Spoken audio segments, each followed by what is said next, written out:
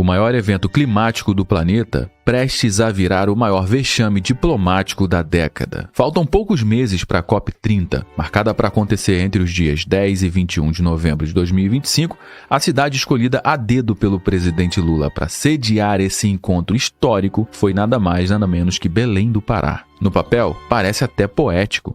Reunir líderes mundiais, artistas, cientistas e ativistas no coração da Amazônia, mostrar ao planeta a maior floresta tropical do mundo e reforçar o compromisso, entre aspas, do Brasil com a preservação ambiental. Mas entre o discurso de marketing e a realidade, há um verdadeiro abismo.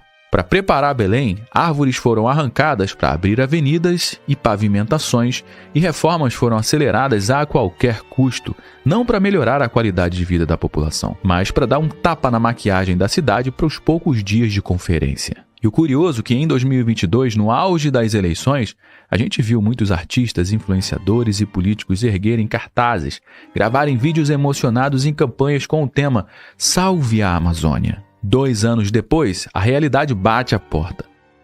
De acordo com o Instituto Nacional de Pesquisas Espaciais, o INPE, nos primeiros 4 meses de 2024, os focos de incêndio na Amazônia cresceram 154% em relação ao mesmo período em 2023, passando de 3.381 focos para 8.895. E enquanto o fogo avança, outro problema dispara, que é a degradação da floresta. Segundo o Amazon, registrou o maior índice de degradação da floresta desde 2016, com mais de 10 mil quilômetros quadrados comprometidos, uma área equivalente a 7 vezes a cidade de São Paulo. Parte desse desmatamento está ligado à obra da COP30, como uma nova avenida de 4 pistas para facilitar o trânsito entre os chefes de Estado. Uma obra útil? Talvez, mas que carrega um simbolismo cruel: derrubar para receber um evento que deveria proteger. E onde estão essas vozes agora? Silêncio. Nenhum post indignado, nenhuma musiquinha, nenhum videozinho de protesto. Criticar o governo que hoje posa de anfitrião da COP não é conveniente para quem vive de narrativas bem ensaiadas, para quem vive de Lei Rouanet. E o resultado? A floresta que deveria ser a protagonista do evento continua sendo pano de fundo para discursos, enquanto é desmatada, degradada, enquanto é queimada. Que Belém seja do jeito que for. Que o povo seja do jeito que for, é aqui. Ele tem que saber quanto dói uma picada de carapanã. Ele tem que saber. Ele tem que saber porque é bom. Sabe? Tem que saber que aqui é um povo extraordinariamente alegre, é um povo feliz, é um povo trabalhador. Nós temos pobres, mas temos orgulho. E eles vão ver como é que a gente vive. Eu não vou enfeitar, eu não vou tirar pobre da rua.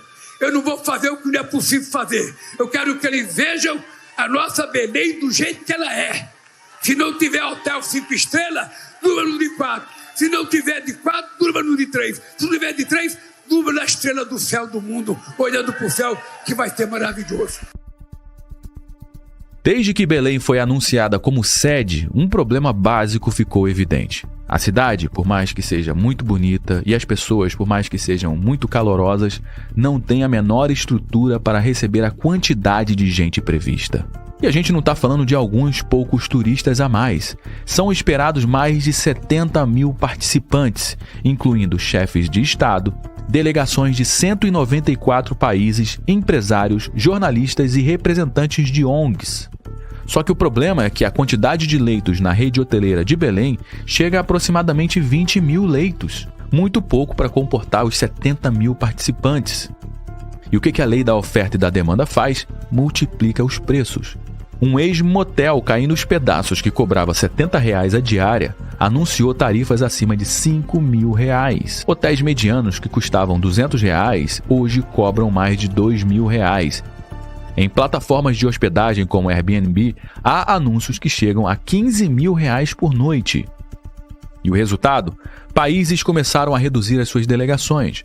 Representantes de nações africanas confirmaram cortes drásticos. E organizações ambientais internacionais anunciaram que não vão participar por causa dos custos proibitivos.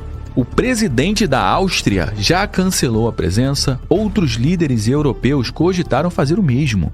E isso não é um problema logístico, é um vexame diplomático. Estamos dizendo ao mundo: venham discutir a preservação da Amazônia, mas preparem o bolso para serem explorados. E a solução encontrada pelo governo federal foi fretar navios de luxo para servir de hotel flutuante, com o MSC Seaview e o Costa Diadema, cruzeiros que normalmente navegam pelo Caribe e o Mediterrâneo. E qual vai ser o custo dessa operação? Até 260 milhões de reais pagos com dinheiro público. E o contrato prevê o pagamento integral mesmo que as cabines não sejam ocupadas, ou seja, se a metade do navio fica vazia, o custo será o mesmo. Para você entender o montante desse dinheiro, o tamanho desse problema, esse valor poderia bancar quase 4 milhões de cestas básicas ou pagar a merenda escolar de todas as crianças do Pará por 5 anos. E não para por aí.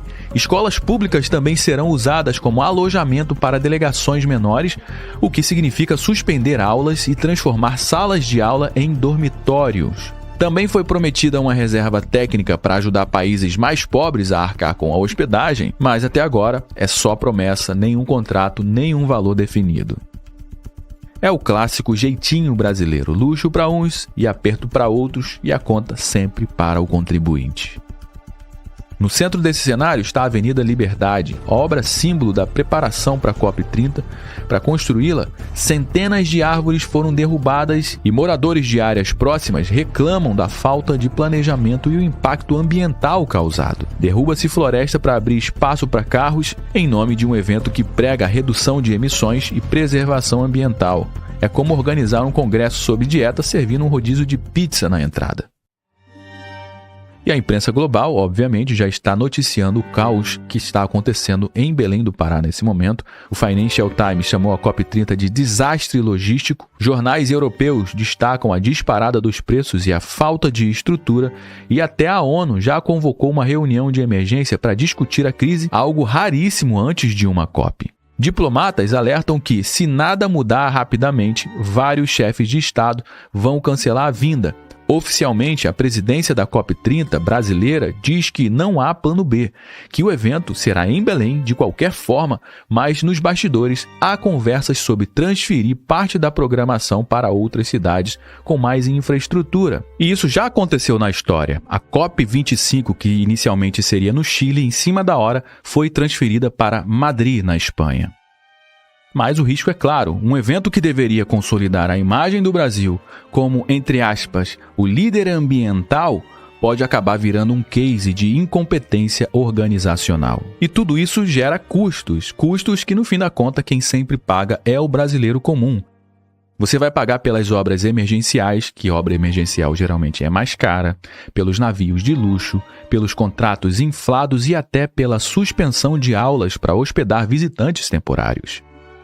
E o pior é que você vai pagar para que o governo pose de anfitrião da Cúpula Verde, enquanto a realidade é que a conferência já nasce cercada de contradições e críticas.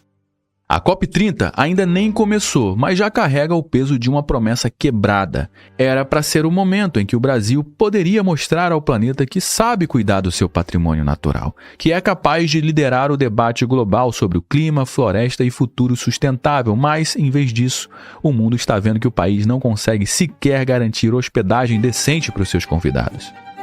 Que gasta centenas de milhões em luxos para alguns, enquanto empurra delegações menores para escolas públicas, que destrói árvores para abrir avenidas em nome de um evento que deveria proteger o verde. E tudo isso sob o silêncio cúmplice daqueles que um dia gritaram "Salve a Amazônia", mas que agora fingem que não vê porque a maquiagem política vale mais do que a coerência, que a hipocrisia vale mais do que a verdade. No fim, a COP30 corre o risco de ser lembrada não como uma conferência que salvou a floresta, mas como um congresso que transformou a Amazônia em um cenário de marketing. E a pergunta que vai ecoar muito tempo depois que as luzes se apagarem e as câmeras forem embora será apenas uma: o mundo vai lembrar do Brasil como o guardião da floresta ou como um anfitrião desajeitado que transformou o maior evento climático do planeta em um espetáculo bilionário de hipocrisia?